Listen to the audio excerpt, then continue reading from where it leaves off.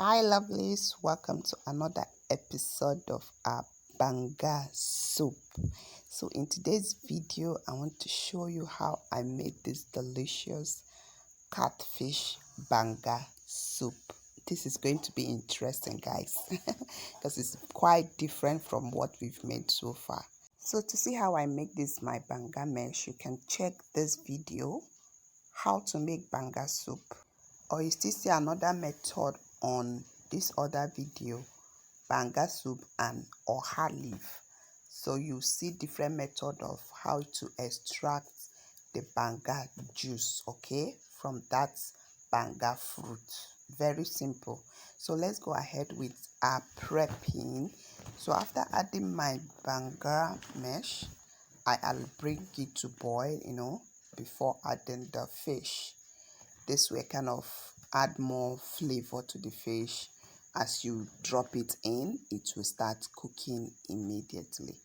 So just toast that one in to let it be where others are. Cover the pot and let's go ahead with prepping. This is the crayfish I'll be using and some scotch bonnet. I'm using like 7 pieces. So the quantity of this soup should be like 3 liters. And this is the pepper soup spices I'll be using. Please just take a screenshot of this and check Google pepper soup spices. You get the name because I've actually forgotten. Then the other thing I'll be using is this one, Oda. Yes, tea type Oda. You get the English name. We'll call it Oda. So I'll be using like 6 strands of it. This is ehuru. It's still pepper soup spice, and this is chakricha. Can call it eating fruits. So let's go ahead. I'm going to first wash the scotch bonnet and blend it along with the crayfish. Okay.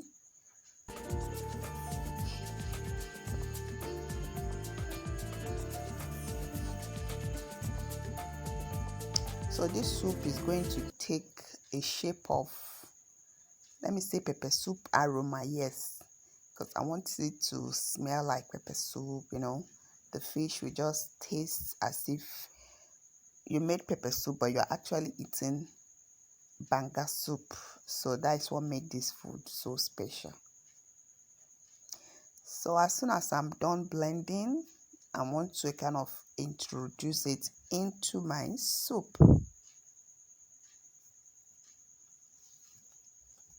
So if you already have a blended crayfish, that will be fine, but I just want to blend it directly and add it. Sometimes I still use already blended crayfish. So whichever recipe you have, try to make it to something you will really enjoy. So after that, I want to wash the eating fruits and add to it.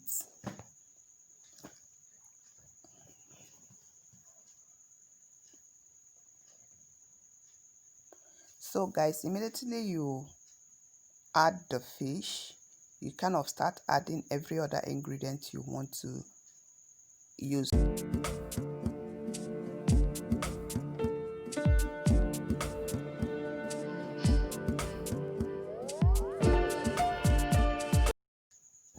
So I'm done washing the eating fruit, which is the chakricha, or some call it ojorojo. See, I cut it open. Yes, always whenever you're eating this herb or spice, make sure you cut it open to see how the inside is, because the inside might maybe get bad and you don't know, you drop it inside your food like that.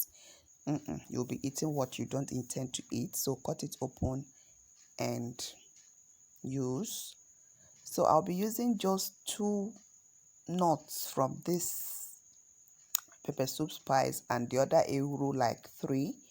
You don't want it too much, so just those pieces will be enough to give good aroma. So I kind of use my mortar to kind of pound it, and I'm now introducing it into the soup. So give it a rinse to make sure you get everything out. No waste in this kitchen, guys. Give it side by side stir. You wouldn't want to kind of stir it so turbulently that you break your fish. Although I showed you on the other video on how to wash your fish and give it a little steam so that it doesn't flake inside your soup. So if you've not seen that video on how to do that, please check how to make catfish pepper soup on one of my videos. You'll see how I wash and steam the fish so that it doesn't get flaked out in your pot.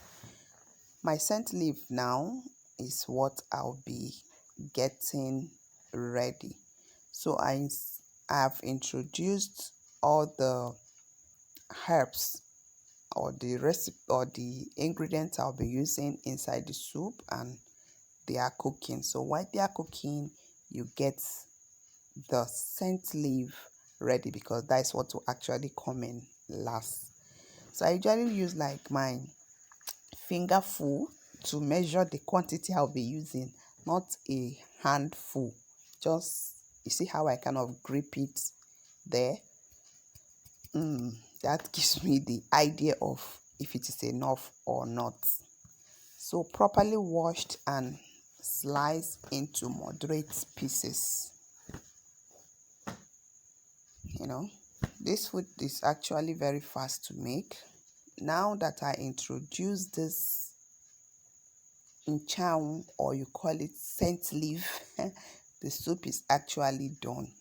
It's actually cooked. It takes about maximum of 15 minutes to get it ready.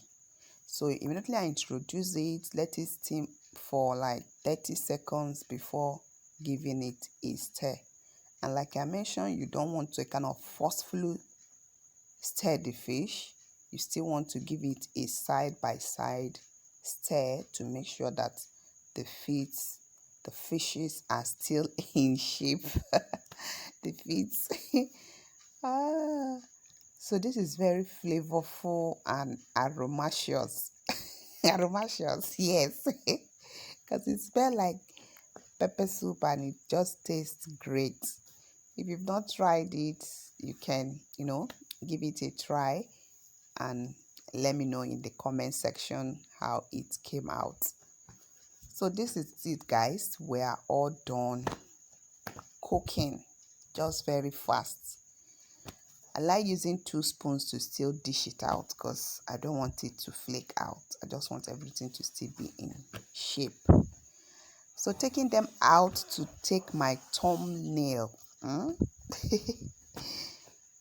All right, here is it. You see, well cooked, everything well soaked in.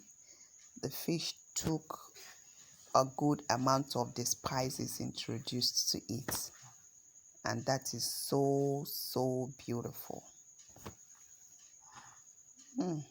Here we go. So guys, I hope you enjoyed this video. If you enjoyed this video as much as I do, please don't forget to give it a thumbs up. Yeah, that it deserves. But if you have another opinion, simply share it on the comment section. Until I come your way again, remain blessed and stay happy. Thank you so much for watching, and I hope to see you on my next video.